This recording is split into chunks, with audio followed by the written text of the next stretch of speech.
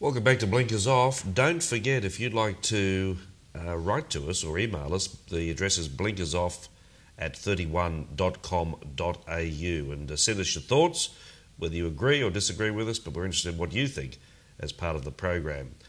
Coming up next week, we'll be featuring Grant Dixon, but now we go to the second part of our Peter Gregg interview that I recently spoke with Peter at his Albion Park stables. Talking about the 80s now, training and driving here in Brisbane. If you don't mind me asking, you were always considered a very gifted trainer and driver, particularly a driver. You didn't mind a bet. Is that a fair thing to say? I like to bet myself, the same as I still do in a way. Like, it's like a drug addict, I think. Like, it's the thrill of the chase. You like to win, of course. But I did have people connected to the stable that really did like to bet. And you could make a quid then too. We had plenty of bookies. People didn't really even look at the tote then. The world's changed so much in the betting side of things. Yeah, well, you didn't even consider the tote actually at the time, but it also probably put a lot of innuendo into the industry that you could have done without. Like, I know it's a cliche, but like, Aussies love a punt, and with the bookie, you knew what you were doing and what you were getting, and of course it's not like it is now. A person that wanted to have a big bet could virtually have a big bet, you know, whereas today, depending on where you are, you're restricted quite a bit. But like, I wouldn't say I lived to have a bet, but you're always trying to set the next one up, if you know what I mean. And it was really a lot of fun. Yeah, I'm not going to describe you as a patron saint because I know you're not, but did you think sometimes a lot of the innuendo was unfair? Oh, totally. The same as I think it is today. Like, I mean, I don't want to be derogatory, but you get a lot of small-minded people read a lot of things into situations that just aren't there. I think that was the case then, and I think it still is now in regards to harness racing in general. To be a bit more specific, can you remember a horse that was a big win for you that you can still remember, say, 20 years down the track today? On the punting?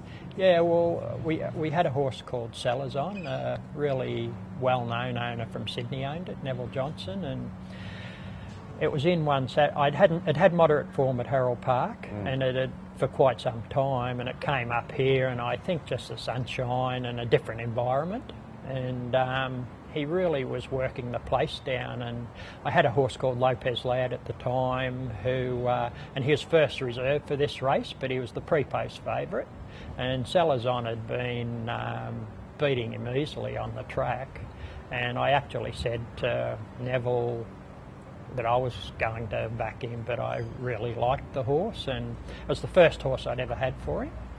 And anyway, a couple of friends of mine walked around, and the money I had on it $9 and $10, and the horse actually started $20.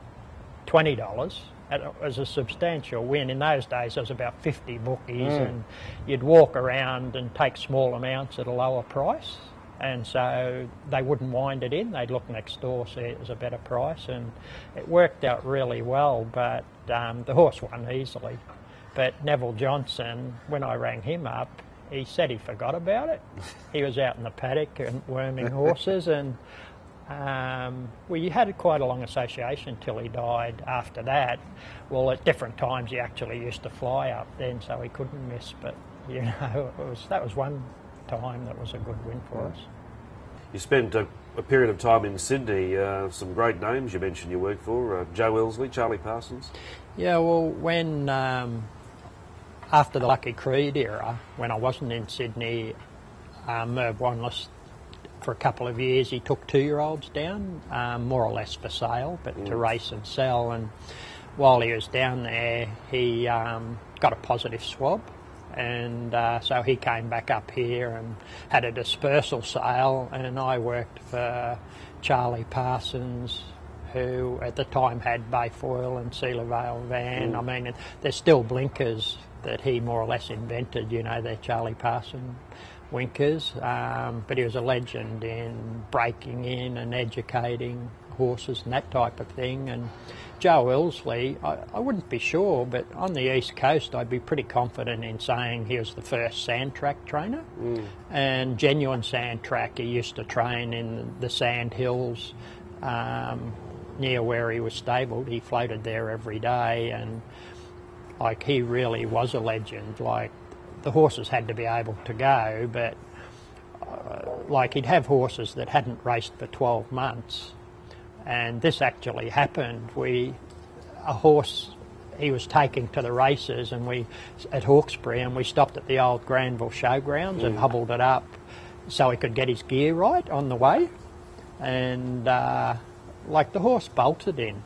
Another time I was driving this particular horse, and we changed, I didn't, he did, changed its gear twice in the prelim, it hadn't been hobbled up at all. And obviously things would be scrutinised a little bit more than that today, but he was a fantastic conditioner. The names you've mentioned so far, great horsemen, they don't seem to exist today. Is that a fair comment? I think totally, but I can understand why, because virtually everybody, not everybody, but lots of people would have had something to do with horses 3 generations ago. But I really think that always stood Kevin Thomas in good stead, that he worked at the stockyards and grew up there and at least had involvement with horses. Understanding the animal. Yeah, and then turned to training, and everyone knows what a success, and then went to the spelling pre-training and dealing, and is a gigantic name now in that area. But now I think it's lost. If you haven't grown up with them, you virtually never touch a horse. People come here to the stables at Albion Park in their teens, and they've never been close to a horse. They want to pat one. I mean, that would never have happened, I wouldn't think, going back 3 I don't think there's any way you can instill that back. No. Even with descendants of trainers, it's not like it was. You haven't got wild horses for a start, and they're all treated so well in that these days, and health-wise, nutrition-wise and training-wise. I wouldn't say it's scientific, but it's much closer than it ever was before. So where do the horsemen actually come from? The horses are too quiet as well. Yes, I enjoyed spending that time with Peter Gregg, and as I said last week in the intro to that interview, he's one of the most intelligent men I've met in harness racing. Yeah, fascinating person, great horseman as well, and he's still got that great knack of preparing them first up. The job he's done with Blazing Terror, he was first up in about 10 or 12 months and straight to the wire in a 56 last half. He's a great horseman. We're going to go to a break, and when we come back we go behind the scenes of the Racing Queensland Awards night last night at the Sofitel.